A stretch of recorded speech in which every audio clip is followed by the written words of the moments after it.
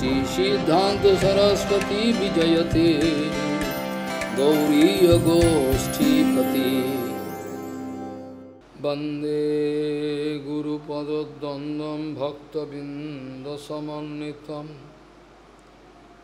श्रीचैतन्य प्रभुं वंदे नित्यानन्दसहोदितं श्रीनन्दनन्दनं वन्दे राधिका चरणोदयं गोपीजनसमायुक्तं बिन्दावनं मनोहरं वाञ्छाकल्पतरुश्च कृपासिन्धुभ्यश्च पतितानं पावनेभ्यो वैष्णवेभ्यो नमो नमः।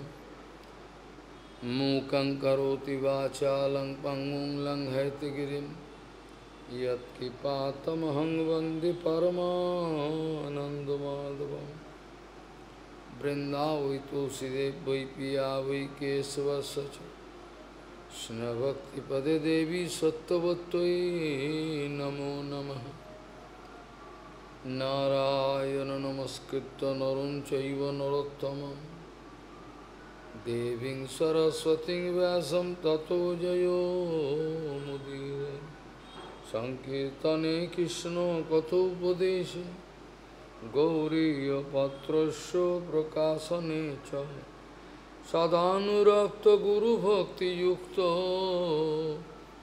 भक्तिप्रमोदाक्ष जगोद्वरुन् धैर्यं सदा परिभवग्नमभिष्टदोहं तीर्थास्पदं शिवविरिञ्चनुतं शरण्यं भीत्तात्तिहं पनुतपाल्भवाद्दिपूतं वन्दे महापुरुषते चरुणारविन्दं यत्पादपल्लवनखचन्दमनिच्छटाय विस्फुरजित किमपि गवधू स्वदर्शि पूर्णानुरागर स्वसागर सारमूर्ति साराधिका मयि कदा कृपां करोतु। श्रीकृष्ण चैतन्य प्रभु नित्यानंद श्री अद्वैत गदाधर शिवसदि गौरभक्तबिंद श्रीकृष्ण चैतन्य प्रभु नित्यानंद श्री अद्वैत गदाधर शिवसदि गौरभक्तबिंद। हरे कृष्ण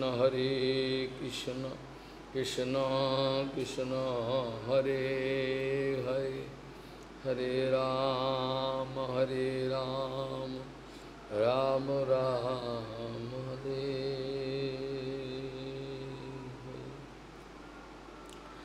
आजानुलंबित भुजौ कनकाबदातु संकीर्तनैकपितरो कमलायताक्षो विश्वाम्बरौ द्विजवरौ जुगधर्मपालौ वन्दे जगत्प्रियकरो करुणावतारो। हरे कृष्ण कृष्ण कृष्ण हरे हरे हरे राम राम राम हरे। नमामि गंगे तव पादपङ्कजं सुरासुरैर्वन्दितो दिव्यरूपं भुक्तिं च मुक्तिं च तदासि नित्यं भावानुरूपेण सदा नरानं। गंगातरङ्गरमणीयजटाकलापं गौरी निरन्तरविभूषिः त्ववामभागं नारायणो प्रियमनङ्गमदापहारं वाराणसीपुरपति भज विश्वनाथं। वागीशजुष्वदने लक्ष्मीर्यस्य च वक्षसि यस्यास्ति हृदयसंवित् त्वं नृसिंहमहं भजे। हरे Krishna Krishna Krishna Hare Hare Hare Ram, Hare Ram, Ram Ram, Hare.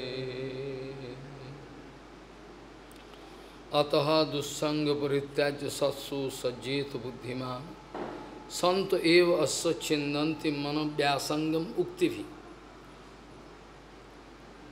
Ataha dussangam srijya satsu sajjeta buddhimana santo eva asya chindanti manavyasangam uktivi.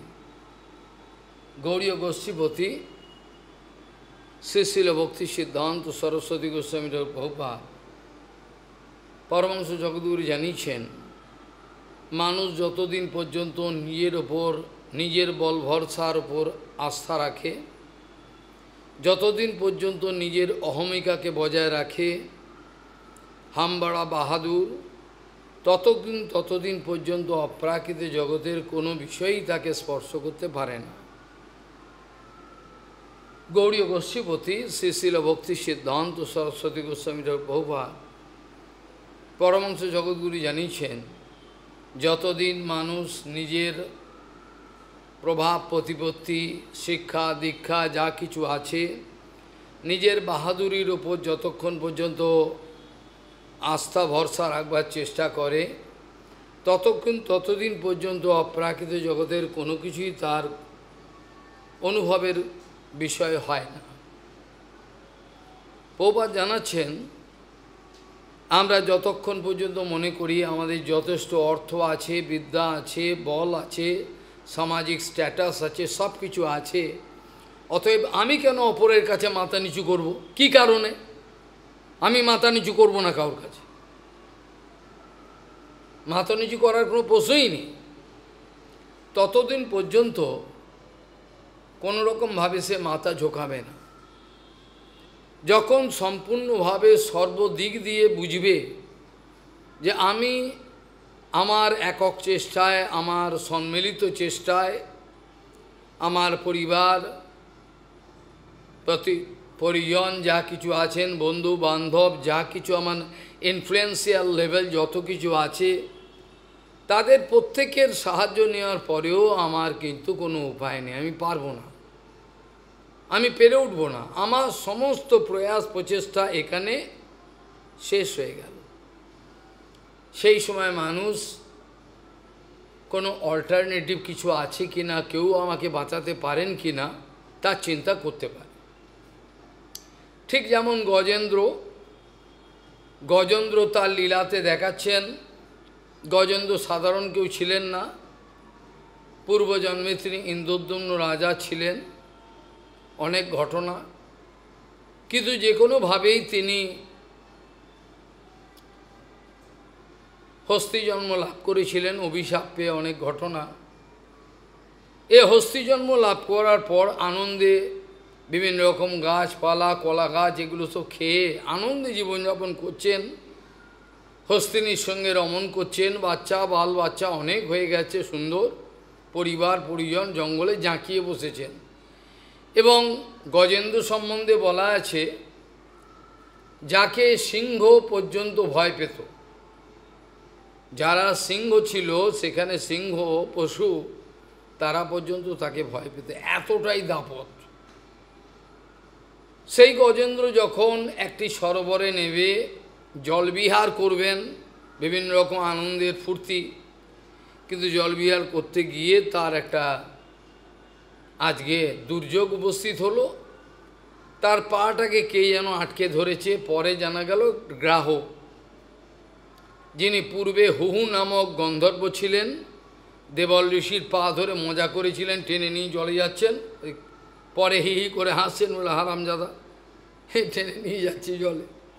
চিন্তা করা যায়, একটা ঋষির সঙ্গে মজা করছে, বলে তোর বিচারটা হলো গ্রাহর মতো, তুই গ্রাহ হয়ে যা। আর গজেন্দ্র জানেন কিভাবে অভিশাপ করে হাতি হয়ে গেল, উঠে দাঁড়ায়নি। এইভাবে দুজনের মধ্যে দিব্য সহস্র বৎসর লড়াই হতে থাকলো। পরিবার পরিজন বন্ধু বান্ধব যত ছিল ইনফ্লুয়েন্সিয়াল ব্যক্তি, তারা প্রত্যেকেই গজেন্দ্রকে বাঁচাবার চেষ্টা করছেন। কিন্তু কোনো মতেই তারা সাকসেসফুল হলেন না। গজেন্দ্রকে ওই জলাশয় থেকে আর বার করা গেল না, এতই জোরে কামড়ে ধরেছে। দিব্য সহস্র বৎসর এই লড়াই চলল। জলেতে জলজ প্রাণীদের ক্ষমতা বেশি হয় সবাই জানে।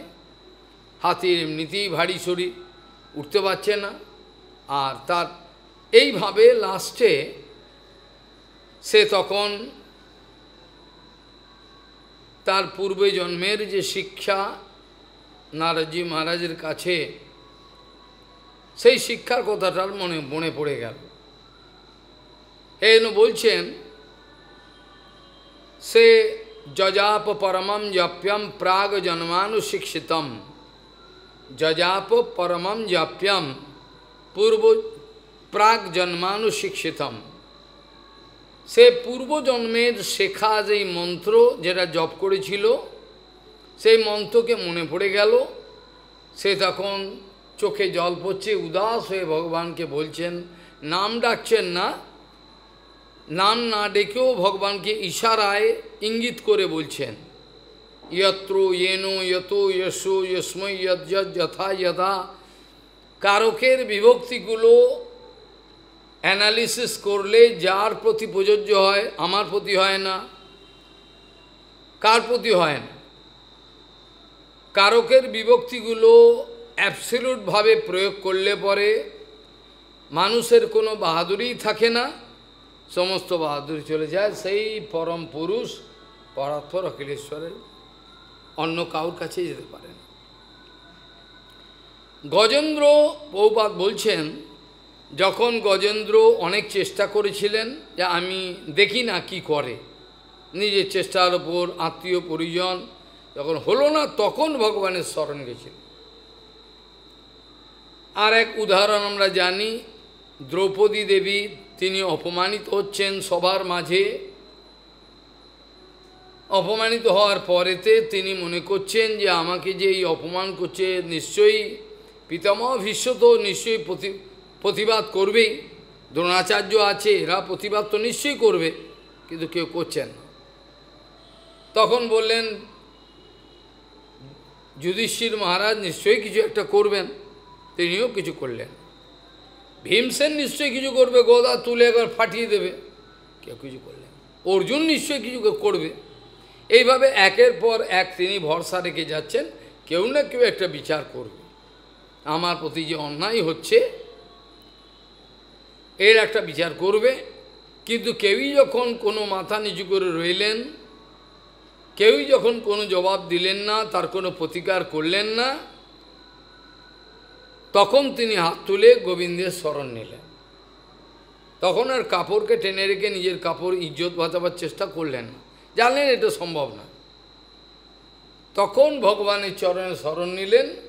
আর তখন তিনি বস্ত্ররূপে, ভগবান বস্ত্ররূপে দ্রৌপদীর লজ্জা নিবারণের জন্য সমস্ত জড়িয়ে পড়লেন। এইভাবে দেখা যায়, প্রভুপাদ বলছেন, যতক্ষণ পর্যন্ত নিজের হামবড়া বাহাদুর এই বিচার যতক্ষণ পর্যন্ত মানুষের মনের মধ্যে বিরাজমান থাকে, এটা কোনো একটা মামুলি ব্যাপার নয় যে টুক করে আমি তুলে ফেললাম, এটা লেগেছে, একটা ধান গাছ রয়েছে, টুক করে তুলে ফেললাম, হয় না।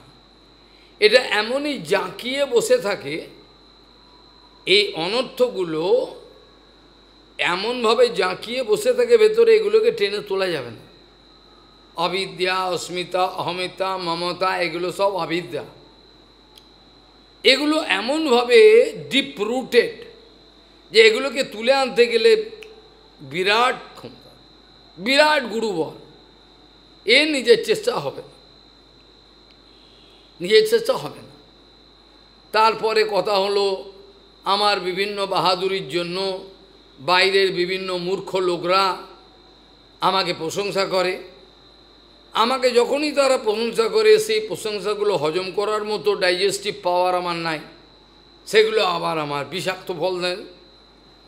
বিভিন্ন লোক, আহা এই হলে ভালো হতো, এই হলে ভালো হতো, তুমি আমার এই, তুমি আমার সেই, বিভিন্ন রকম মূর্খ পাগল ছাগল, এগুলো বিভিন্ন রকমের ইমোশনাল টকিংস এর মধ্যে আমাকে জড়িয়ে ফেলে। আমিও মনে করি সত্যিই তো তাই, আমি একটা বড় হনুমান হয়ে গেছি, এই হলো তাই, তাই তো আমাকে এত সম্মান, এইবার আমি ডুবে গেলাম।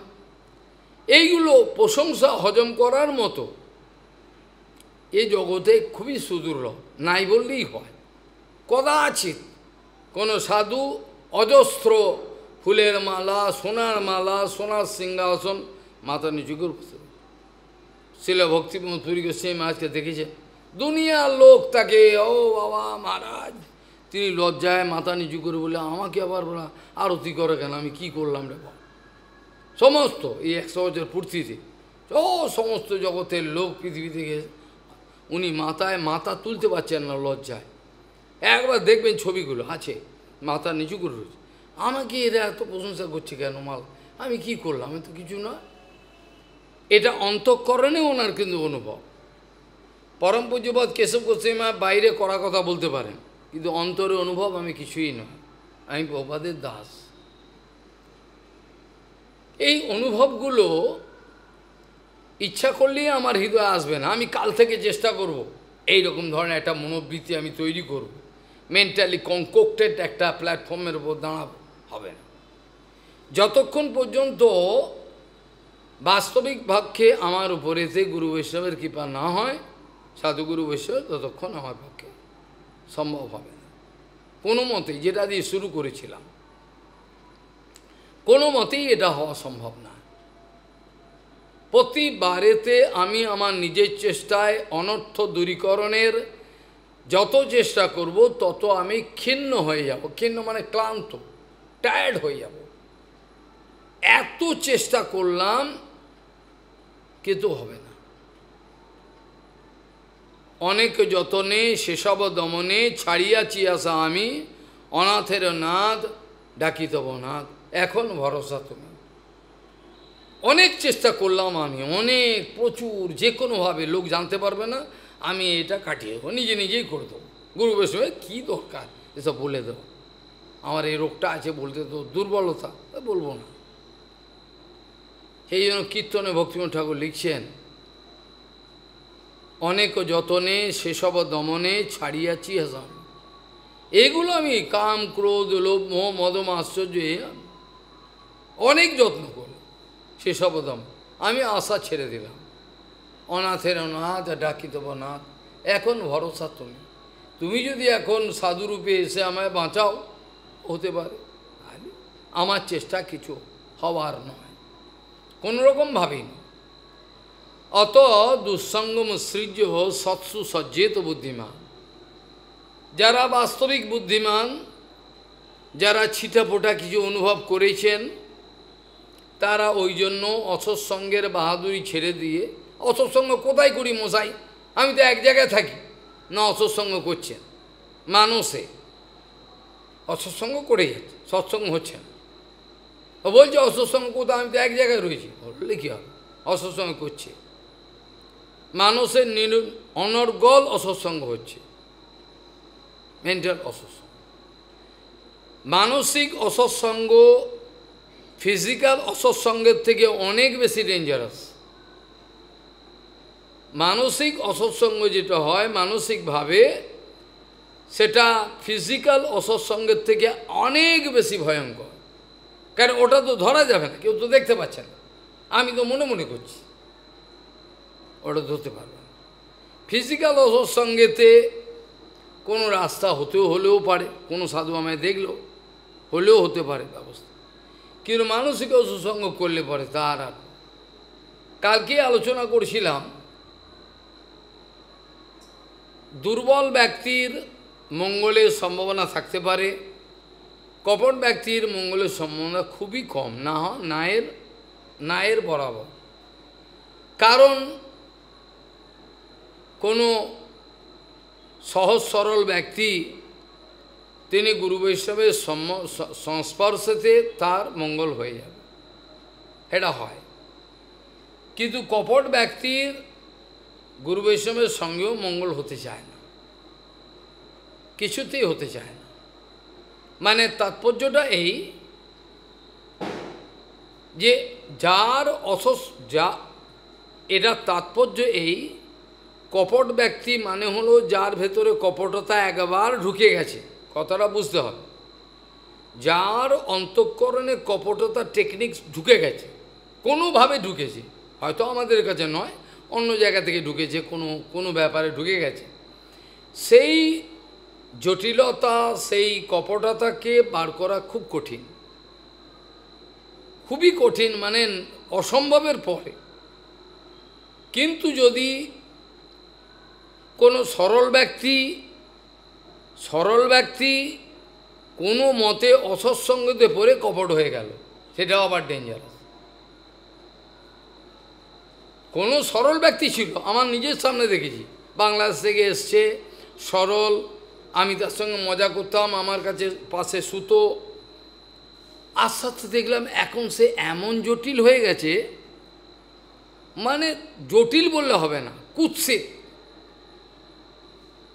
তার ফোনেতে তার ভাষাটা এ শুনেছে পাশে দাঁড়িয়ে, ও একজন মহিলাকে বলছে, ও শুনছে, বলছে এত নোংরা হয়ে গেছে, অথচ সরল, আমি তার সঙ্গে মজা করতাম, আমার ঠাট্টা করতে ভালো লাগতো, ওর সঙ্গে এত সরল।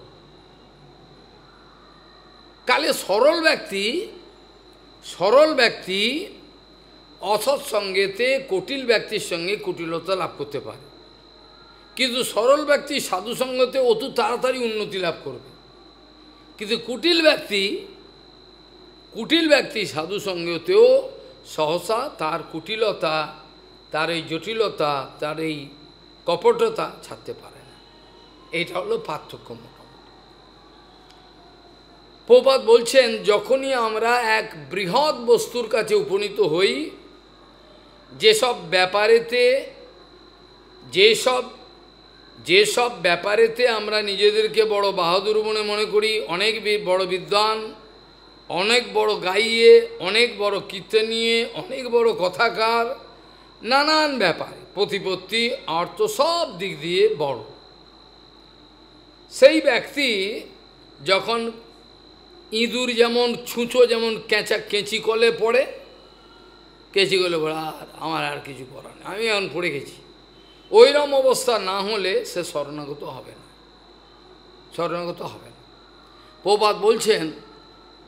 প্রভুপাদ বলবেন কেন, নিজের জীবনেও অনুভব করেছি, গুরুপাদ তো বলেছিলেন, যাও হিমালয় বদ্রবিশালের কাছে যাও, সেখানে গিয়ে দেখো নিজে কত ক্ষুদ্র তুমি অনুভব করতে পারবে। এই গুরুদেবের কথাগুলো কানেতে প্রতিধ্বনি হচ্ছে। অনেক ঘটনা ঘটল, ওই এত উপর থেকে পড়ে যাওয়া 3 বার, যেখানে কেউ যারা পাহাড়ের অবরোহণ করেন তারা পর্যন্ত যেতে পারেন, বাকি লোক অসম্ভব।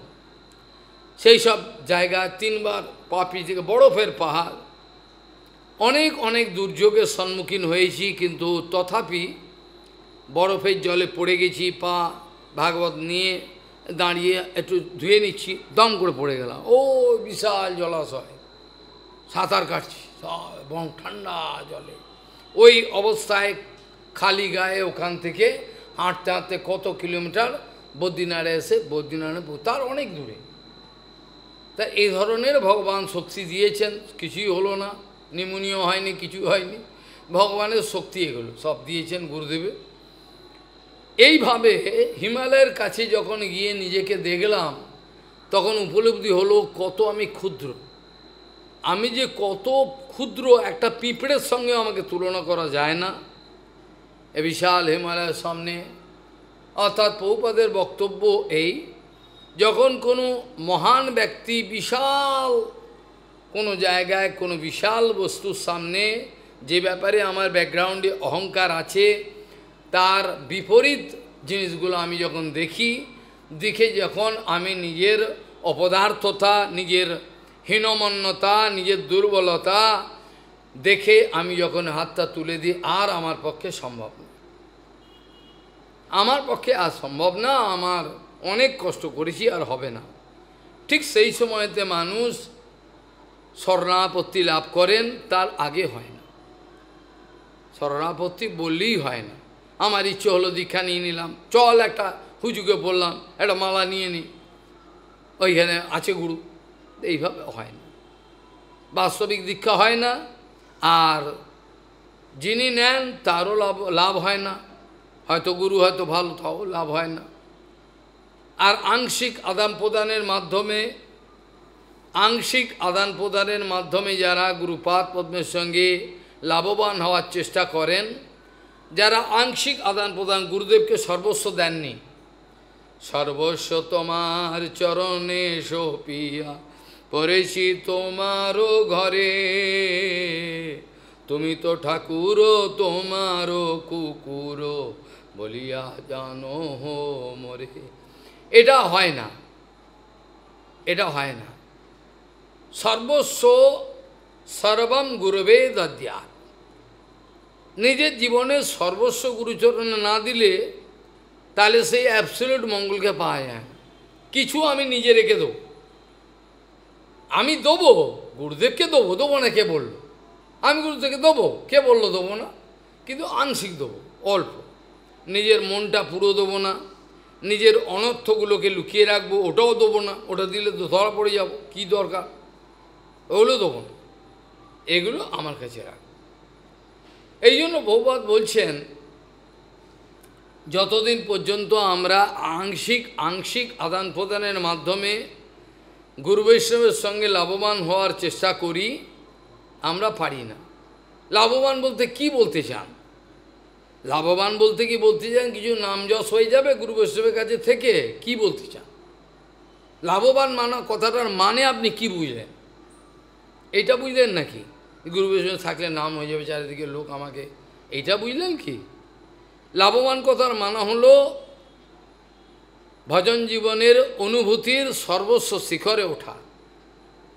লাভবান কথার মানে হলো ভজন জীবনের যে অনুভূতি তার সর্বশ্রেষ্ঠ শিখরে ওঠা, করুণাময় গুরু বৈষ্ণবের করুণা নিয়ে তার হৃদয়টাও এত বিগলিত হয়ে গেল, সে যখন কোনো জীবের দিকে তাকাবে তখন বিগলিত হৃদয় তার দিকে স্নেহ দিয়ে তাকাবে। আর যার দিকে গুরু বৈষ্ণব স্নেহ দিয়ে তাকাবে, স্নেহের বাস্তবিক পাত্র। প্রভুপাদ বলছেন, আমরা স্নেহের পাত্র হতে পারি না। আমরা আশা করি আমাদেরকে স্নেহ করবেন গুরু বৈষ্ণব স্নেহ করতে চাইছেন, কিন্তু আমরা স্নেহের পাত্র হতে পারি না, যাতে স্নেহ এসে যেখানে জমা হবে, পারি না। আমাদের গর্বরূপ পর্বত, তার উপরে পড়ছে স্নেহ, গড়িয়ে চলে যাচ্ছে। আমাদের যে অহংকার গর্বরূপ একটা পর্বত, আমাদের অহংকার আর গর্বরূপ যে পর্বতটা, আর এবারে কৃপার বর্ষা হচ্ছে করুণা, কিন্তু গড়িয়ে চলে যাচ্ছে, থাকতে পারছেন। এটার জন্য গুরু বৈষ্ণবকে দায়ী করা যায় না। এই যে করুণা আমি পারছি না, পাওয়ার কথা ছিল, এটার জন্য গুরু বৈষ্ণবকে দোষ দিয়ে লাভ নেই। আমি করুণা পাওয়ার কাজই করছি না। আমি করুণা পাওয়ার মতো যে কাজগুলো, যেটা হলে এমনি স্নেহ হবে, এটা কিছু করতে হয় না। সেবা তো করবেই, সেবা ছাড়া তো কোনো কিছু। ভক্তিমত পুরী গোস্বামী বাণী সেবা করেন নাই কি? বাণী সেবা করলে কি স্নেহ পাওয়া যায় না? বাণী সেবা করলে তো স্নেহ পাওয়া যায়। আবার বাণী সেবা না করেও অন্য সেবা করেও স্নেহ পাওয়া যায়, অল্প কদিনের মধ্যে স্নেহ পাওয়া যায়। যেমন দেখা গেল প্রভুপাদের জীবন লীলায় দেখা গেছে, বড় বড় বাহাদুর বিরাট বক্তৃতা দিতে পারে, মানে সভা মাতিয়ে দেবে। ওরা মনে করে গৌড়ীয় মঠ আমরা চালাই, ওরা কে? আমরা তো বিরাট দিগ্গজ। কেউ কেউ সম্পাদনা করেছেন গ্রন্থের বিভিন্ন ভাষায়, অনেক কিছু করেছে, অনেক কিছু। কিন্তু তারা যখন গৌড়ীয় মঠ ছেড়ে চলে গেলেন, প্রভুপাদকে ছেড়ে, প্রভুপাদ একটা ফ্র্যাকশন অফ সেকেন্ডের জন্যও আফসোস করেনি, আরে চলে গেল, এখন সম্পাদনা কাকে দিয়ে করাবো, কি করা যায় বলতো, বলছে কিছু হলো না। আশ্চর্য, কিছুই হলো না তার। প্রভুপাদের জীবনে কোনো টেনশন তো দূরের কথা, মনে কোনো দাগই কাটলো না, চলে গেছে। আবার অন্য কাউকে শক্তি দেবেন, দিয়ে আবার তৈরি করবেন, চলে গেছে। মলমূত্র ত্যাগ করে যেমন মানুষ তাকায় না, মলমূত্র বিষ্ঠা ত্যাগ করার পর যেন পেছনে তাকায় না, প্রভুপাদ এরকম পেছনে তাকাননি, চলে গেছে। আবার দেখা গেল পঞ্চানন বলে একটা ভক্ত, সে মঠে ঝাঁটফাঁট দেয়, বাসন ফাসন ধোয়ে এসব সেবা করে, এগুলো সেবা করেন। লাইব্রেরিতে বহুপাত কাজ করেন, যখনই চৈতন্য মঠে থাকতেন, মনটা আমিও লাইব্রেরিতে ভগবানের ইচ্ছা ওরা ঢুকতে, আর কাউকে ঢুকতে দিত না। আমি যখন থাকতাম আমাকে ঢুকতে দিত, কেন জানি না, ওদের বিশ্বাস। ওইখানে বসে কাজ করতাম। ওই লাইব্রেরি থেকে প্রভুপাদ নামছেন, উঠছেন কখনো কোনো কাজে, দিনের মধ্যে 5 বার জিজ্ঞাসা করছেন পঞ্চানন কোথায় গেল, ওকে তো দেখছি না, কোথায় গেল বলতো। আরে কী ব্যাপার, পঞ্চাননকে দিয়ে আপনি কি করবেন? ও তো কম্পিউটারেও কাজ করতে পারবে না, ফোনও করতে পারবে না, মূর্খ, ও তো কিছু করতে পারবে না। ও কি করবে? বাসন মাজবে, ধোবে, এই জায়গায় পরিষ্কার করবে। এইটা মহাপুরুষের লক্ষণ। মাত্র 2 দিন দেখার পর ওর ওপর স্নেহ হয়ে গেল। কি করে হলো কে জানে, ও তো কোনো ঘুষ দেয়নি। 2টা দিন দেখার সঙ্গে সঙ্গে ওর মধ্যে স্নেহ চলে গেল।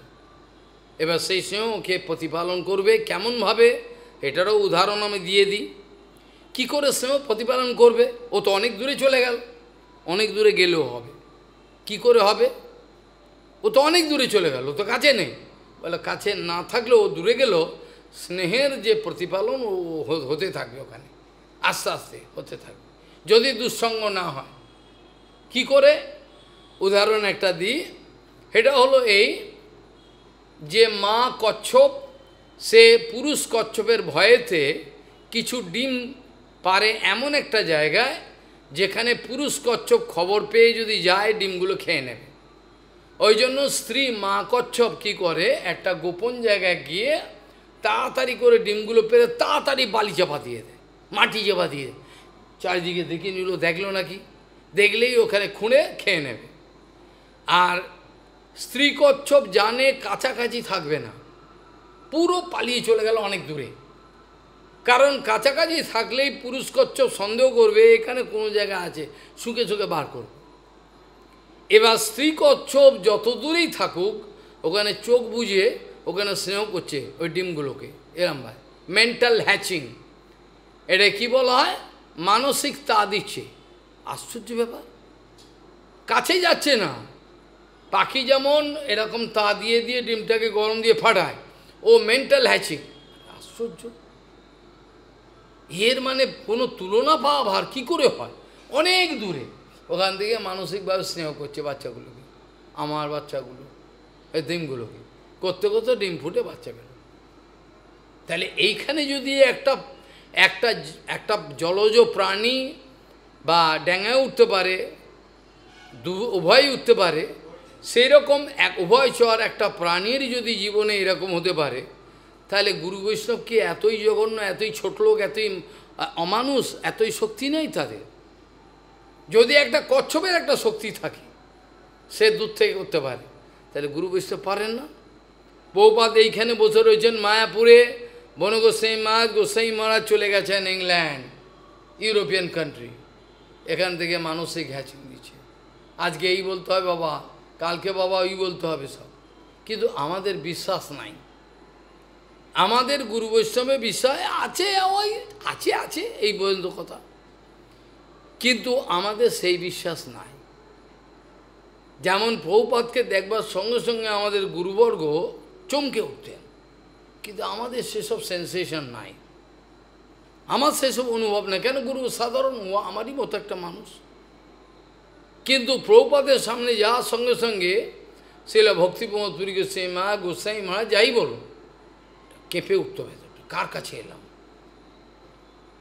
কিন্তু আমাদের গুরু বৈষ্ণবের প্রতি সেরকম আছে আছে, ওই পর্যন্ত আমার থেকে হয়তো একটু বেশি জানে, এই পর্যন্ত কথা।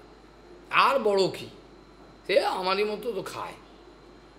এইটা আমাদের গুরু বৈষ্ণব দর্শন, যার জন্য বাস্তবিক উন্নতি আমাদের হওয়া খুব কঠিন হয়ে দাঁড়ায়। আমাদের এই উন্নতির ব্যাঘাত আমরা নিজেরাই সৃষ্টি করছি, কাউকে দায়ী করা যাবে না। আমাদের যে উন্নতির যে ব্যাঘাত, আমরা দৈনন্দিন জীবনে আমাদের সময়গুলোকে অপচয় করছি। আমরা প্রভুপাদের আদেশটা গুরু বৈষ্ণবের মাধ্যমে যেটা আমার কাছে আসছে সেটা পালন করছি না। প্রভুপাদের আদেশ পালন করতে বাধ্য।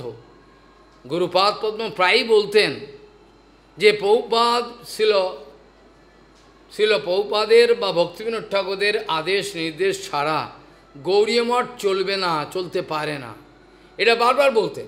কিন্তু পরবর্তীকালে কোনো বড় বড় নেতাকে বলতে, নেতা ধর্মীয় নেতা হয়েছেন, তাদেরকে বলতে শুনেছি, ও অত দেখলে চলে না, তারাই বলছেন, গুরুদেব এইগুলো বলেছেন শুনেছি। আবার ওরা বড় নেতা হয়েছেন, ওরা বলছে অত দেখলে চলে না।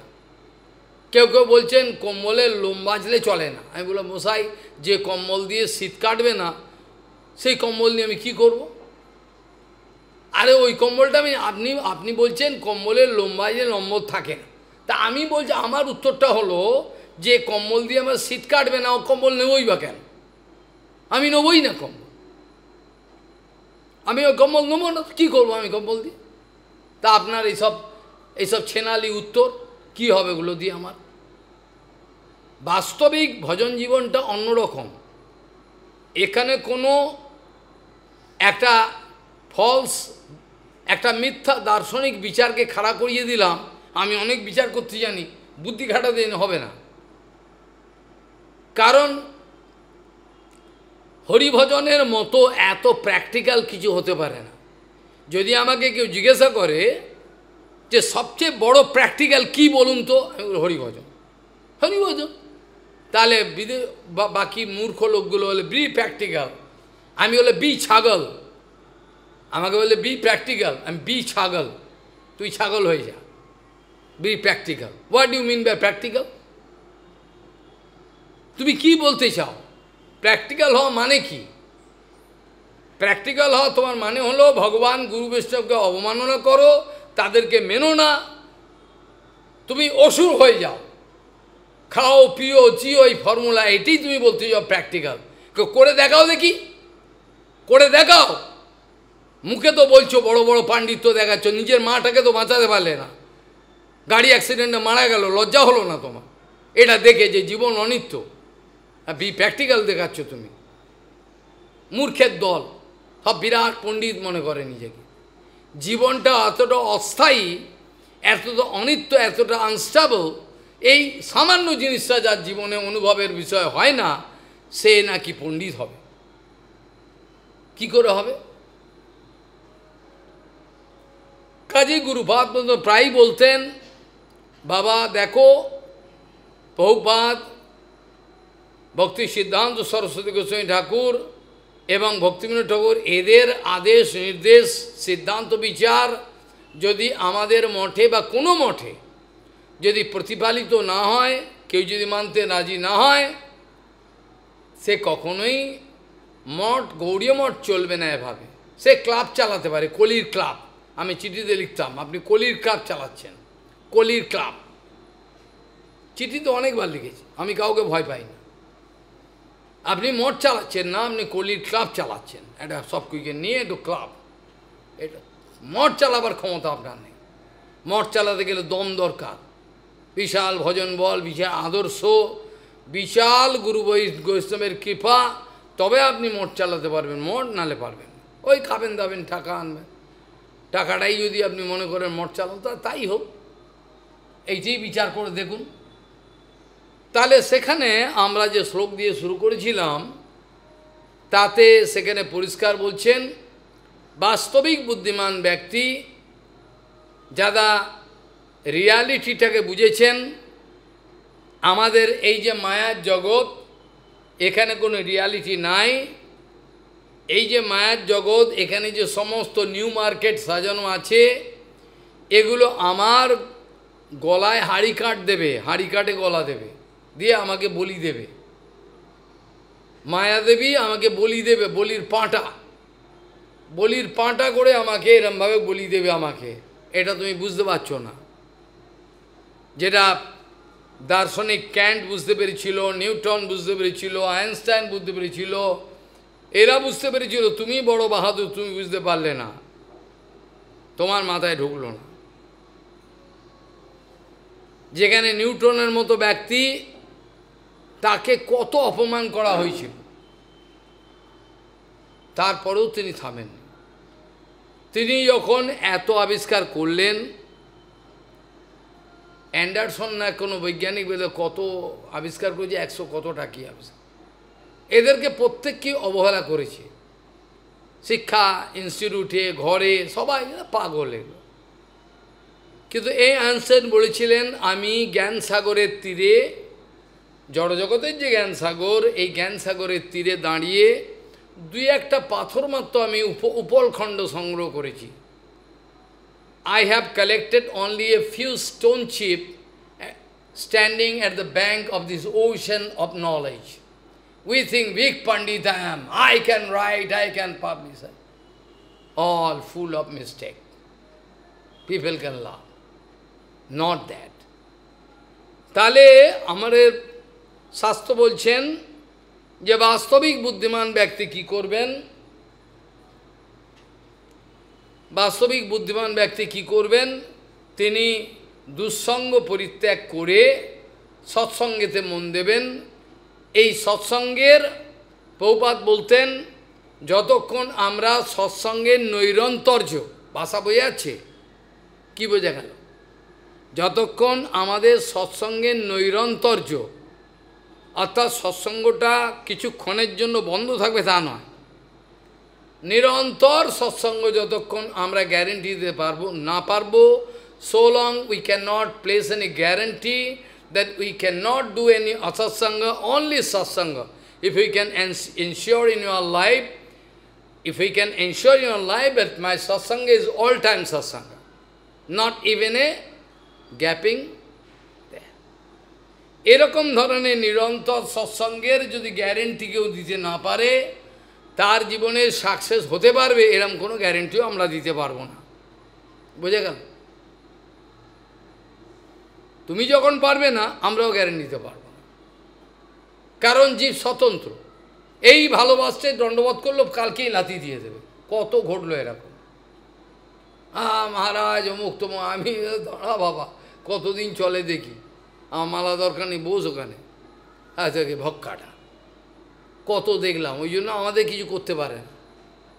ওই জন্য প্রভুপাদ প্রায়ই বলতেন, আমাদের বাস্তবিক সৎসঙ্গের নৈরন্তর্য, আমাদের বাস্তবিক সৎসঙ্গের নৈরন্তর্য না হলে আমরা আমাদের জীবনের যে ভজনের জীবনের যে সাকসেস, সেটা গ্যারান্টি দিতে পারবো না, হবে না।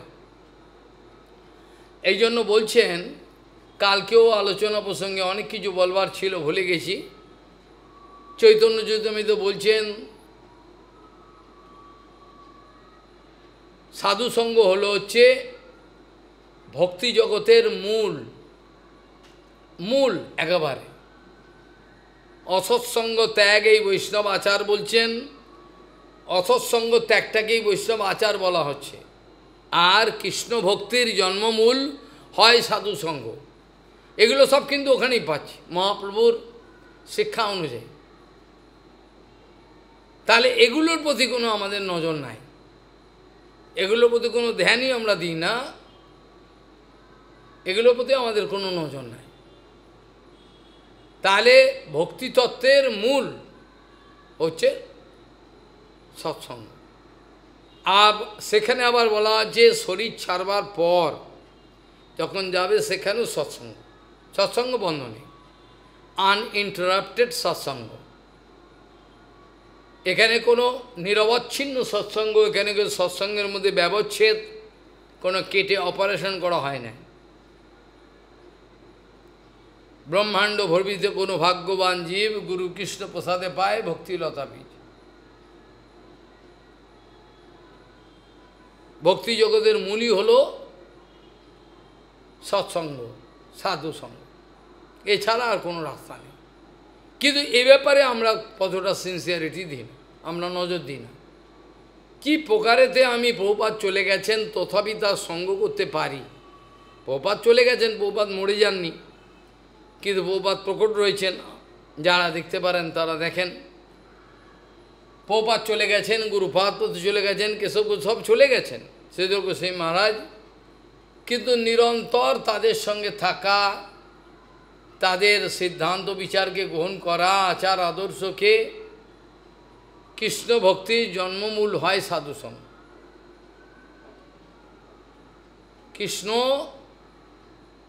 কৃষ্ণ ভক্তি যখন জন্ম হয়ে যায়, তথাপি সেটা আরও মূল্যবান।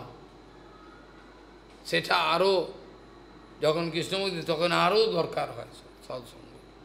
এছাড়া অন্য কোনো রাস্তা খোলা নাই আমাদের, অন্য রাস্তায় গেলেই মৃত্যু।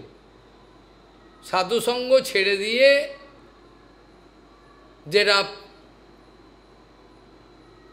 ভক্তিবিনোদ ঠাকুর বলেছেন, ভক্তিবিনোদ ঠাকুর বলেছেন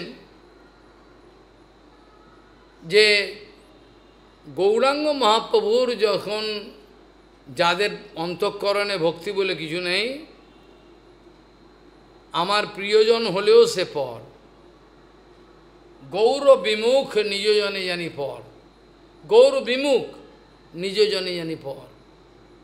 গৌর বিমুখ জানবো কি করে? হয়তো উন্মুক্ত, এত করছে উন্মুখ নয় না। গৌর বিমুখ নিজজনে পর বহুপাদের ব্যাখ্যা দিচ্ছেন। কি করে বুঝবেন? কি করে বুঝবেন যে গৌর বিমুখ? ওর ক্রিয়াকর্ম দেখবেন, ওর লেখা, ওর কথা, ওর ব্যবহার দেখবেন। ও শুদ্ধ গুরু বৈষ্ণবের সঙ্গে থাকতে চায় না, থাকলেই ওর ভল্লুকের মতো জ্বর আসে, ভূতে ধরে, পছন্দ করে না। এমনি সম্মান করছে, এক মালা চড়া দো মহারাজ জি কো বলে দিল, কিন্তু অন্তর থেকে ভালোবাসা নেই। ও চায় এ চলে গেলে আপদ বাঁচি, এখানে আবার থাকে আমার মুশকিল, আমি আলতু ফালতু বলতে পারবো না, আমার হরিকথা তো একটু সিনেমার কথা, এখান কথা, এখানে এগুলো সব এই জানোয়ার, এইগুলোই আমার হরিকথা বলছে সামনে। গুরুদেব রয়েছে ঘর, আমি শুনছি মহারাজ কিছু বলছেন না, পুরো প্রিন্সিপালের নাম ধরে ধরে বলছি। আমি হলে তো ওখানে গিয়ে জুতো খুলে মুখে মারতাম, কিন্তু এরা কিছু বলছেন, এরা সোসাইটিকে মেনটেন করবে। আর মেনটেন করো, তার ফল ভোগ করো, কিচ্ছু বললেন।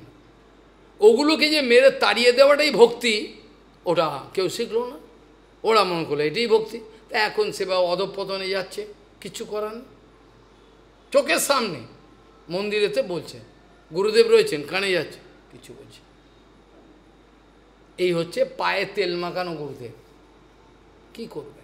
কিচ্ছু করার নেই।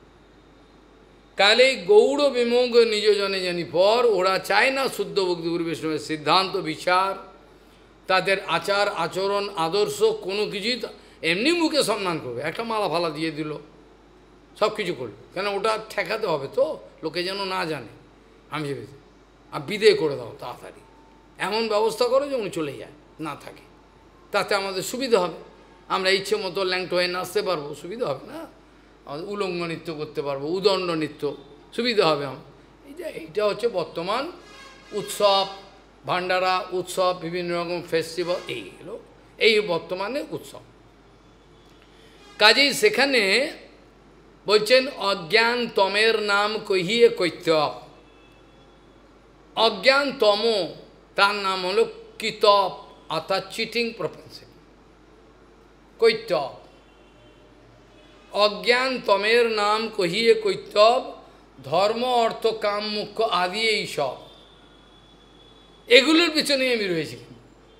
মোক্ষ আরও দূরে, মোক্ষটা মুখে তোলাও যাবে না, এই পর্যন্ত কেউ যেতে পারবে না।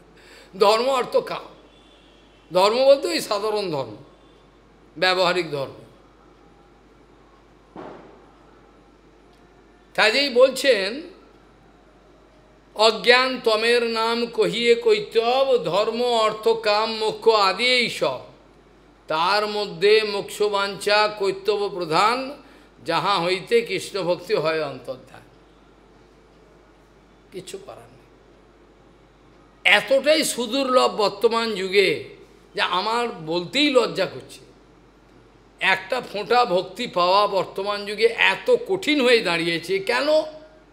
বলে পারিপার্শ্বিক পরিবেশ, আমাদের ইলেকট্রনিক যন্ত্রপাতি আমাদের মস্তককে এমন ধোলাই করে দিচ্ছে, মানে যেমন কোকেন খেলে পরে যেমন হয়, হেরোইন খেলে পরে ও যা কথা শুনবে, তো সেরকম নয়। ওইটা ছাড়া আমি থাকতে পারবো কিছুক্ষণের জন্য, 5 মিনিটের জন্য একটা ফরেনের বাচ্চাকে আমেরিকা, এখানে কিছু হয়তো থাকতে পারে, 5 মিনিট বসতে বলে একজন বসতে পারবে, লাভিয়ে উঠবে। পাগলা কুকুরে কামড়ায় যেমন হয়, বিষাক্ত হবে, এরকম কুত্তা বেড়ালের মতো আমাদের মধ্যেও সেই রোগ সংক্রামিত হচ্ছে। কোনো একটা ভক্ত অন্তত 25,000 নাম দিয়ে একটা বিজনা করতে পারবে না, হরে কৃষ্ণ বলতে পারবে, যদি বসলো ঘুম পেয়ে গেল, বললো করতে, কিন্তু ঘুম পেয়ে গেল, ঘুমিয়ে পড়লো। আর কি মা থাক, হরি বল হয়ে গেল, রেখে দিয়ে ঘুমিয়ে পড়লো।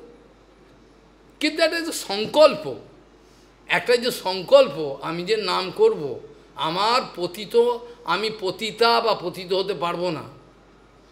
মহাপ্রভু সেই কথাটা জানিয়েছেন, পতিত নাম করলে মহাপ্রভু তার কোনো সেবাই গ্রহণ করেন।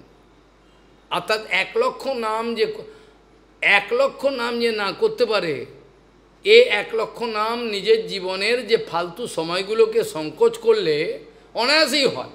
কিন্তু এরা ওই সময়গুলো ওখানে দেবে, দিয়ে বলবে আমার সময় নেই। যে কাজটা আমরা 10 মিনিটে করতে পারি সেটা আমি 2 দিন কেন দেবো? আমি সময়টাকে বাঁচাই। কোনো এক ব্যক্তি বলছেন আমার ছেলে পড়াশোনা করতো না অথচ পাস করে গেল। আমি কথাটা আপনার ভুল, আমাকে বলছে, প্রশংসা করছে। আমি তো তোমার গালাগাল দিই, কেন আমি ভালোবাসি না, আমি শয়তান। আমি বললাম কথাটা আপনাদের ভুল, বরঞ্চ আপনি বুঝতে পারছেন না, যিনি হরিকথা হরিকীর্তনে থাকেন, যে কোনোভাবে সাধুগুরু বৈষ্ণবের কৃপা পান, তার বুদ্ধির স্থিরতা এমন হয় যে যে ব্যক্তি 10 ঘন্টা পড়বে, আমি প্রমাণ করে দেবো একটা বৈষ্ণব যে পড়াশোনাকে 1-1.5 ঘন্টা পড়লেই হয়ে যাবে, তার ব্রেনের ক্যাপাসিটি এরম হয়ে যায়। যেটা বামন গোস্বামী, আরে বাবা মঠের মধ্যে এসে পড়তেনই না তিনি, ওই যা কিছু মাস্টারের মুখে ওখানে শুনে এলেন ভক্তিবিনোদ ইনস্টিটিউটে, ও পড়ে এলাম, বাকি সব সময় এই কাপড় ধুচ্ছেন বা বাসন মাজছেন, এই সব সময় করে যাচ্ছে। এরা মনে করছে যে আমার ছেলের বোধহয় বাহাদুরি, কিন্তু কি বলবো, ডাইরেক্ট বললেও রেগে যাবে, অসন্তুষ্ট হবে, দুধ ছাই বলে ফলাবে, তাকে বাঁচাতে হবে, সব দিক দিয়ে দায়িত্ব পড়েছে। তাই বললাম দেখুন বিচারটা উল্টো হলো, বিচারটা ওরম করবেন না। তার যে গুরু বৈষ্ণবের কৃপা প্রাপ্ত হচ্ছে, পেয়েছে, সেই কৃপাটার ফলেতে তার বুদ্ধির অবস্থা এমন হয়েছে, এটা স্বাভাবিক। কেউ যদি কারোর বাচ্চাকে নিয়ে আমার কাছে পরীক্ষা করতে চায়, একটা বাচ্চাকে কেউ দেবে আমার কাছে, তো বাচ্চাটার সঙ্গে আমি খেলা করব, ও আমার সঙ্গে বসে থাকবে, আমি প্রমাণ করে দেবো পড়াশোনাতে কত ভালো হয়ে যাবে, খালি আমার সঙ্গে থাকবে, এত ব্রেন শার্প হয়ে যাবে, আগে পিছে পেছনে উপরে সব দেখতে পারবে, এত শার্প ব্রেন হয়ে যাবে। কিন্তু থাকে কে, এই কষ্ট কে করবে? কেউ করবে না। কাজে আমাদের বিচারটা উল্টো হয়। এই সব প্রশংসাগুলো যদি কেউ মলমূত্রের মতো শুয়ারের মতো খেতে থাকে, তাহলে তো হয়ে গেল, আপনি এই আপনি সেই অমুক, তাহলে এগুলো আমি খেয়ে নিলাম, তা আমি বিষ্ঠা বুঝি হয়ে গেলাম, তা নেওয়া উচিত না। যখনই কেউ প্রশ্ন থাকবে কানে আঙুল দিয়ে চলে যেতে হবে, ধর মশাই রাখুন, আপনি আমার সর্বনাশ করবেন, ধর ওই বাবা গালাগাল দিচ্ছে ওইখানেই যাবো আমি, এটা বলবে ভালো লোক, তাই বলবে কি। আর যেগুলো ধান্দাবাজ সেগুলো আমাকে ছেড়ে পালাবে, যা চলে যা, এই হলো কথা। এখন প্রশ্ন হলো, তাহলে আমরা দেখলাম ধর্ম অর্থ কাম মোক্ষ এইগুলো নিয়ে লোকে ব্যস্ত, আর যদিও বা মোক্ষটা তো কেউ করেই না, এই নিয়েই থাকে। মোক্ষ বাঞ্ছা সর্বাপেক্ষা ভয়ঙ্কর, এর ওপরে আর অসৎসঙ্গ কৈতব্য আর হয় না, এতটাই ভয়ঙ্কর। গুরুর আসন আমি দখল করে নেব, গুরুর সম্মান প্রতিপত্তি সব, টাকা পয়সা, গুরু মহারাজ গুরুপাদ ওদের মঠ মন্দির সব আমি নেব, আমি চালাবো, লোকে জানবে আমি তার সেবক ছিলাম। ঠিক আছে, জানুক, এটা জানলেই যদি আপনার মঙ্গল হয় তা তাই হোক, আপত্তি কিছু নেই। ভগবান যাকে দেওয়ার জন্য বসে রয়েছেন, কার আটকাবার ক্ষমতা আছে? কেউ মনে করছে এই সাধুটাকে মেরে দেবো, যে কোনোভাবে মারব, খাওয়া দাওয়া দিয়ে যে কোনোভাবে আমি সাধুটাকে মারব, কিন্তু ভগবান তাকে রক্ষা করছে, কি করে হবে? রামানুজাচার্যকে খাওয়া দিয়েছেন তো, সঙ্গে সঙ্গে ভেতর থেকে ভগবান বলে দিল, রামানুজাচার্য কিছু প্রসাদ একটা পশুকে দিল, পশু মরে গেল, ওই প্রসাদটা খেতে পারতেন, তার ভেতরে প্রেরণা যোগান।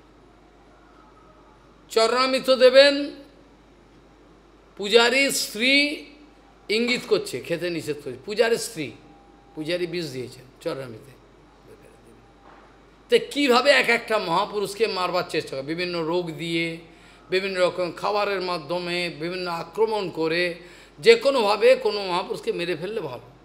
কেন মেরে ফেললে সুবিধা হবে, আমরা নিজের মতো চলতে পারব। এটা একবার নয়, কত ঘটনা ঘটেছে, আমি এগুলো বলতে দাঁড়ালে আপনাদেরই খারাপ লাগবে। দইয়ের সঙ্গে পাড়া দিয়ে দিয়েছে, সঙ্গে সঙ্গে মরে গেল, সেটা গোস্বামী মহারাজের মঠে।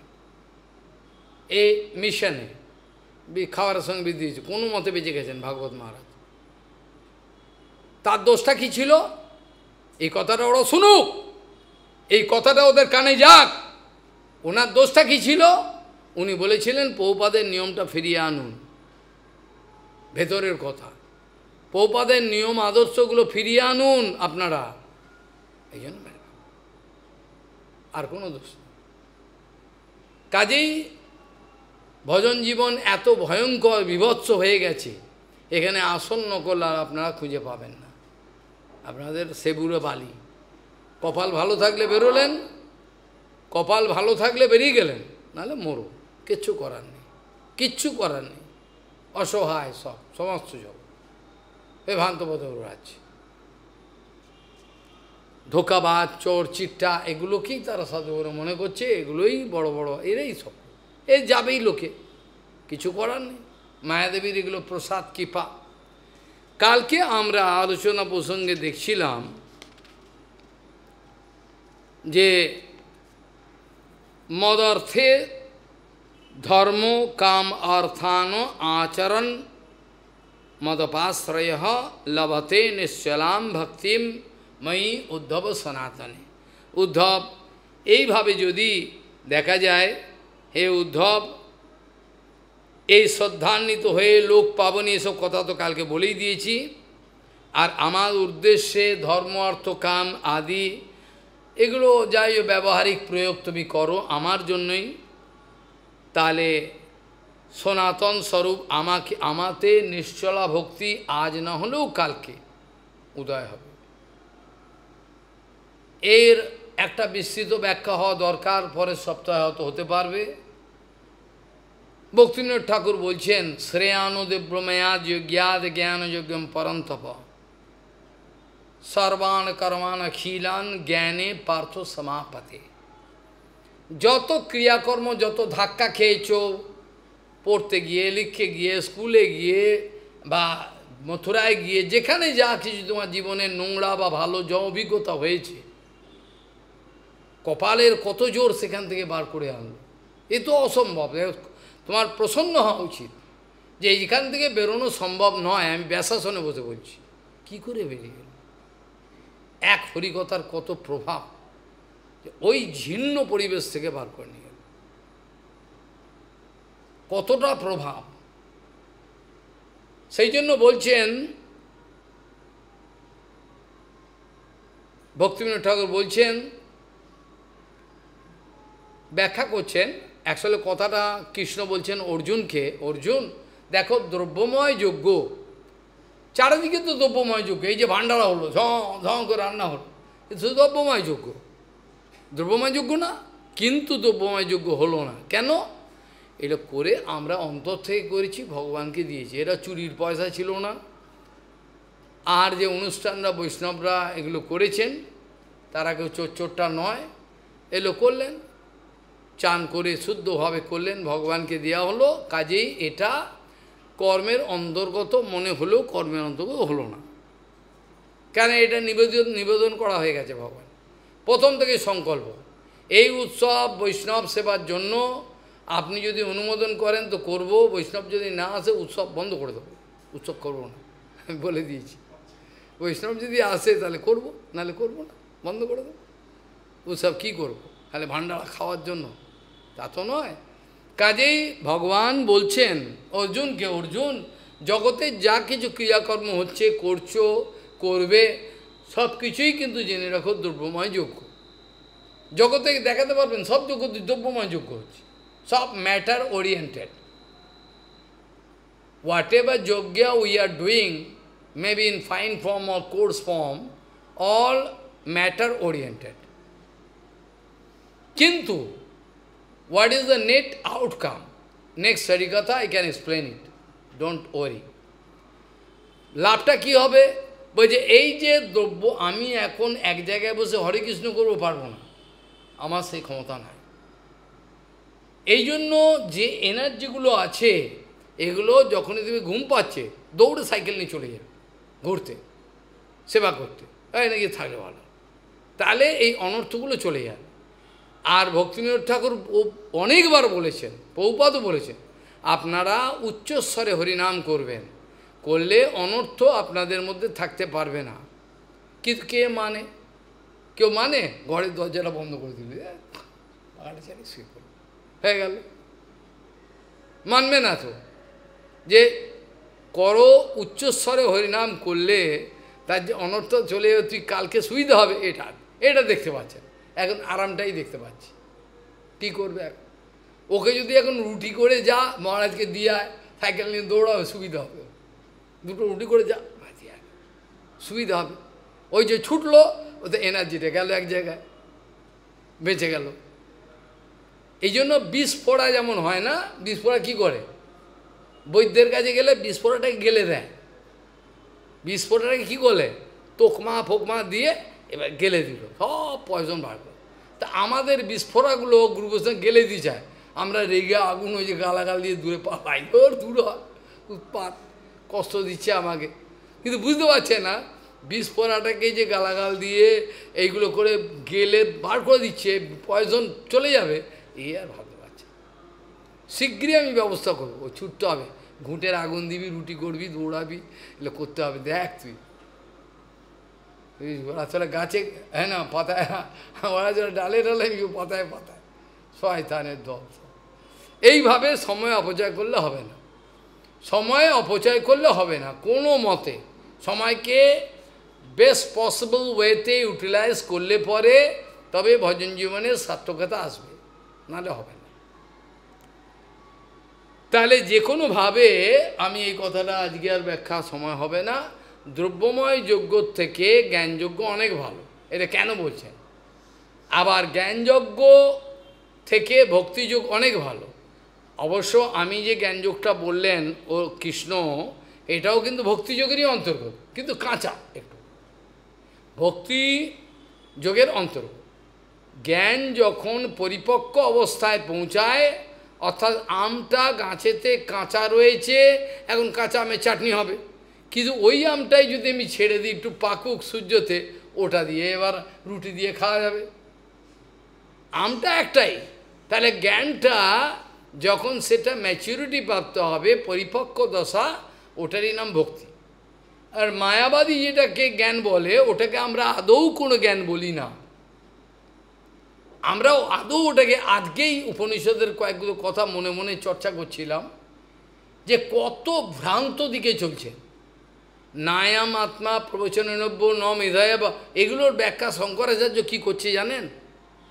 যেখানে লেখে জম এব এইসব বৃণীতে তেন লভ্য, যাকে সেই ব্রহ্ম বরণ করেন তিনি তাকে জানতে পারেন। আর শঙ্করাচার্য করছেন যা উল্টো।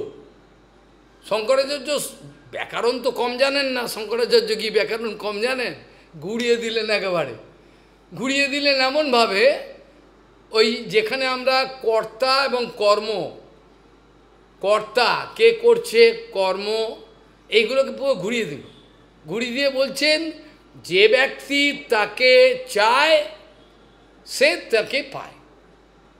মানে আমাদের মানেটা ছিল কি, ব্রহ্ম যাকে বরণ করবেন সে পাবেন, আর উনি ব্যাখ্যাটা করলেন উল্টো, ব্যাকরণ দিয়ে ঘুরিয়ে দিলেন, ঘুরিয়ে বলছেন যে ব্যক্তি সেই ব্রহ্মকে চাইবে সে ব্যক্তি তাকে পাবে। তাই যদি হয় তাহলে আমি এখানে বসে বসে কয়েকটা দোষ দেখিয়ে দেবো, আমার ব্যাকরণ ব্যাখ্যা করতে হবে না। তো তাই যদি আপনি বলেন, তাহলে আগের কথাগুলো তাহলে কি ভুল বললেন? শঙ্করাচার্য যদি যজ্ঞী বই বলা হয়, আপনার কথাটা যদি মেনে নিই, ঠিক আছে, আপনি ভালো বলেছেন, কিন্তু আগের কথাগুলোর ব্যাখ্যা কী করে করবেন? নায়াম আত্মা প্রবচনব্য ন মেধায়া ন, এটা তো ব্যাখ্যা করতে পারবেন না, এটার ব্যাখ্যা আপনি তো আর করতে পারবেন না, আপনি তো উল্টো বললেন। তাহলে দেখো, মূর্খ লোকের মূর্খ বিচার। শঙ্করাচার্য মূর্খ না, তার চরণ ধরি, তিনি হচ্ছে শঙ্কর, আমি খুবই ভালোবাসি। করতে এসেছেন তিনি বোকা বানিয়ে দেবেন, তিনি বোকা বানাবার জন্য এসছেন, এটা তো স্বাভাবিক কথা। কর্তার কর্মকে ঘুরিয়ে দিলে কী হবে? প্রথমে মানেটা ছিল ব্রহ্ম যাকে বরণ করবেন তিনি তা পাবেন, আর উনি মানে করলেন যিনি ব্রহ্মকে চাইবেন তিনি পাবেন। তাই এত সস্তা, যিনি চাইবেন আমি তো চাই, তো কই ব্রহ্ম পাচ্ছি কই, মানেটা ঘুরিয়ে দিলেন। তাহলে আপনি যদি এই মানেটা করেন তাহলে আপনার জালে তো আপনি আটকে গেলেন। তাহলে পূর্বের যে কথাগুলো ছিল ওটা কি ভুল ছিল? তো ওই মানেটা আপনি ধরলেন না কেন?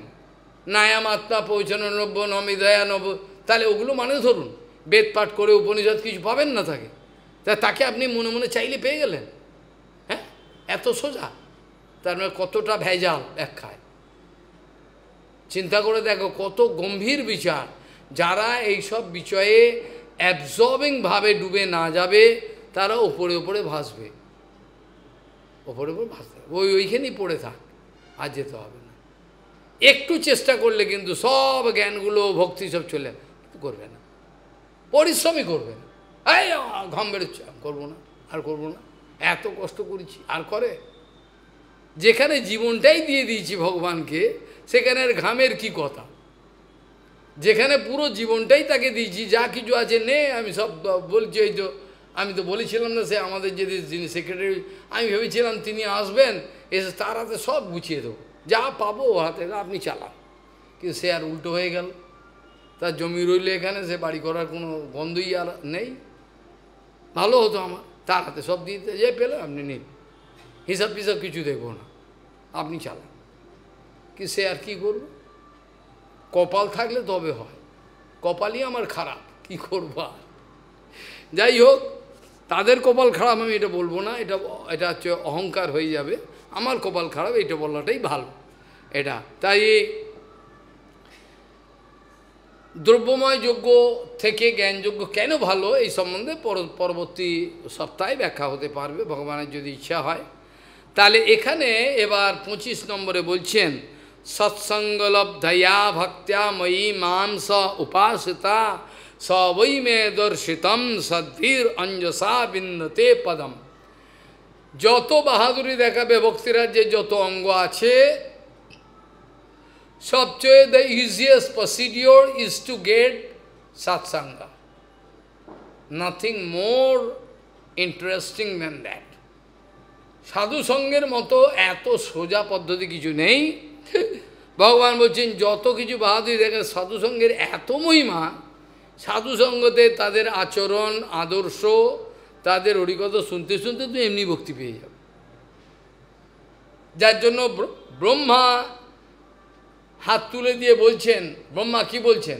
জ্ঞানে প্রয়াস মুদবাস্য নমন্তি এবা জীবন্তি সন্মুখরীতম ভবদীয় বার্তাম স্থানে স্থিতা সতিগতাম তনুবাং মনোভীর যে প্রয়াস অজিত জিত পিয়সি ত্বয়ি স্ত্রীলোক্যাম। ব্রহ্মা পর্যন্ত বলছে, ব্রহ্মা দেবতারাও বলছেন, আরোজ্য কৃচ্ছেন পরম পদম ততঃ পততি যদ অনাদৃত যুষ্মৎ। ভগবান বলছেন উদ্ধব, সৎসঙ্গের যে ম্যাজিক, সৎসঙ্গের যে অলৌকিক একটা প্রভাব, এটা জানো না। ব্রহ্মা বলছেন আমি সাধুদের কাছে থাকব, আমি দূরে যাব না, সাধুদের কাছে থাকব। কেন? সাধুদের কাছে থাকলে শতাং প্রসঙ্গাদ মম বীর্য সংবিদ ভবন্তি হিতকর্ণ রসায়ন কথা, এইটা তো পাবো তো তাদের কাছে। তা তো বাজে কথা, বাজারের কথা বলে না।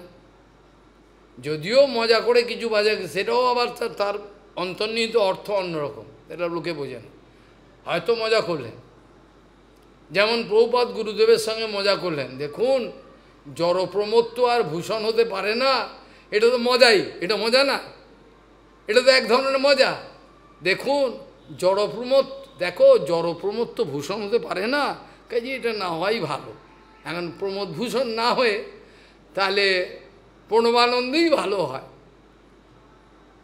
তাহলে কীরকম মজা করলেন প্রভুপাদ, এরকম তার মজা বোঝা যাবে না, গম্ভীর এইরকমভাবে তিনি মজা করতেন অনেক সময়, কিন্তু লোকে বোঝে না। সেই জন্য বলছেন সৎসঙ্গের এমন এক অলৌকিক এক প্রভাব আছে, সৎসঙ্গের এক অলৌকিক এমন এক প্রভাব আছে যে কেবলমাত্র সৎসঙ্গের দ্বারা আপনি ভগবানের পেয়ে, আর অন্য কোনো অঙ্গ করলেন না। তার মানে এই বলছি না আমরা হরিকথা শুনে কিন্তু আর কিছু করতে হবে না, তা নয়। জীব গোস্বামীপাদ বলছেন যারা সেবা করবে না তাদের উন্নতি হবে না। সেবা করবে, যে সেবাগুলো করতে হবে, যে ক্রিয়াগুলো আমাকে করতে হবে, ভক্তির অন্যান্য অঙ্গ, যদ্যপি অন্যান্য অঙ্গ আমাকে করতে হবে ভক্তির, তদৈব সংকীর্তনের নৈব ক্রিয়েত, আমাকে সংকীর্তন যোগে করতে হবে। আমি রান্না করছি, গুম হয়ে তা হবে না, মনে মনে হরে কৃষ্ণ কৃষ্ণ কীর্তন চলতে হবে। যা কিছু সেবা করব, সব কিছু সেবার পেছনে আমাকে দেখতে হবে সেটা সংকীর্তন যোগেতে হচ্ছে কিনা। যদি নাম সংকীর্তন যোগেতে না করা হয়, সে সেবা ভগবান গ্রহণ করা মুশকিল হবে না। যদ্যপি অন্য ভক্তিঅঙ্গ আমাকে করতে হবে, জীব গোস্বামীপাদ বলছেন তদৈব কি করতে হবে, তদাইব সংকীর্তনের নৈব ক্রিয়েত, আমার নাম সংকীর্তনের মাধ্যমেই করতে হবে। রান্না করলে কথা বলে শুধু যাবে, আরে মনে মনে করতে হবে। নিয়ম হলো মুখটা চাপা দেওয়া, কেন কথা বলে লোকে, থুতু যাবেই। বিশুদ্ধ রান্না পান্ডারা কী করে, ওই জন্য মুখে চাপা দিয়ে, নাক মুখ চাপা দিয়ে যাবেই, ও কথা বলবেই আর থুতু যাবেই, তখন উল্টো অপরাধ হয়ে যাবে। ওই জন্য নিয়ম হলো নাক মুখ এরকম চেপে দেওয়া পান্ডার মতো, তা নাহলে অপরাধ হয়ে যাবে। সেই জন্য বলছেন সৎসঙ্গ লব্ধয়া ভক্ত্যা ময়ী মাম স উপাসিতা সবৈ মে দর্শিতম সদ্ভির অঞ্জসা বিন্দতে পদম। বলে দেখো, যিনি সৎসঙ্গ জনিত মদ ভক্তি দ্বারা আমাকে জানে, সবসময় মনে করেন সৎসঙ্গ এমনই, যার বাস্তবিক সৎসঙ্গ হয় তার ধুবানুস্মৃতি থাকবে। আমার কথাটা যেন মনে রাখে কেউ, সবাই। যার বাস্তবিক সৎসঙ্গ হচ্ছে বা হয়েছে জীবনে, তার ধুবানুস্মৃতি ইজ এ কমন ফ্যাক্টর, এটা যেন মনে রাখে। যখনই কারোর জীবনের বাস্তবিক গুরু বৈষ্ণবের সঙ্গে প্রীতি বিনিময় হয়েছে, ভালোবাসা হয়েছে, সৎসঙ্গ হয়েছে বাস্তবিক পক্ষে, অসৎসঙ্গ আর মনে লাগছে না, করে না, তার ধুবানুস্মৃতি হবেই হবে। অর্থাৎ তার স্মৃতি সবসময় ভগবানে লেগে থাকবে। এগুলো অঙ্কের মতো, এটা করলে ওটা হবে, ওটা করলে ওটা হবে, কেউ কাটিয়ে দিতে পারবে না।